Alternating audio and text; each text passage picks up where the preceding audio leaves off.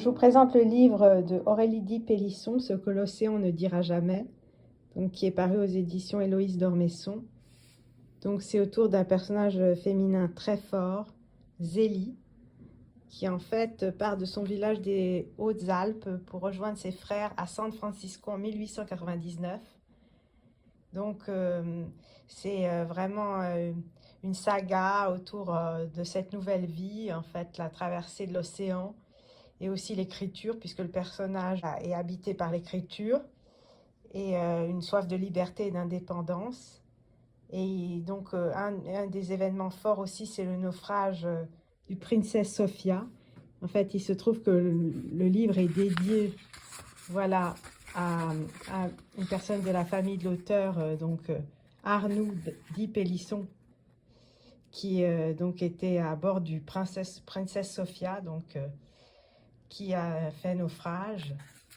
Et donc c'est une histoire très forte sur une nouvelle vie aux États-Unis, un roman donc d'initiation et d'aventure avec un personnage féminin très fort. Et c'est vraiment, ça nous plonge en fait dans un monde disparu, et avec la peste aussi, avec un séisme, avec la guerre.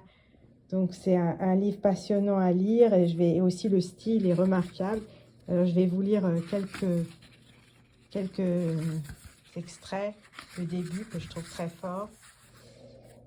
Donc elle vient d'écrire le mot fin, l'entend résonner dans sa tête, comme un gong. Elle seule peut en percevoir les contours, l'épaisseur, et c'est sans doute mieux ainsi.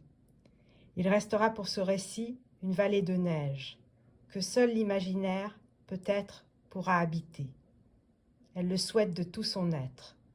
Se souvient que c'est pour cela qu'elle s'est lancée dans cette entreprise un peu folle, écrire.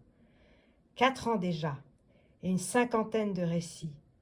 Sur 353, cela ne pèse pas lourd, c'est même dérisoire, songe-t-elle, en effleurant l'épingle d'or à sa boutonnière. Mais ce sont toujours quelques dizaines de vies réancrées. Elle n'aurait jamais imaginé, d'ailleurs, qu'elle puisse devenir autre chose que des pages confidentielles. Pas plus qu'elle n'aurait imaginé se lancer dans l'écriture d'un roman, juste après ce premier recueil. On avait fait si peu cas du naufrage à l'époque, quelques articles et gros titres dans la presse au moment de l'événement. Mais très vite, des nouvelles bien plus importantes avaient supplanté celles du Princesse Sophia, engloutie dans les eaux glacées du canal Lynn, au large de l'Alaska, après avoir heurté le récif de Vanderbilt le 25 octobre 1918, quelques heures après son départ de Skagway. 2 heures du matin venaient de sonner, et les ténèbres, déjà, saignaient le navire. Donc je vous recommande vraiment la lecture de ce livre, Ce que l'océan ne dira jamais.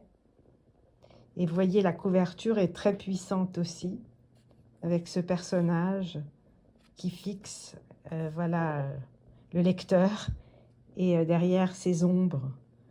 Donc je trouve que la couverture est à l'image du livre, avec beaucoup de densité.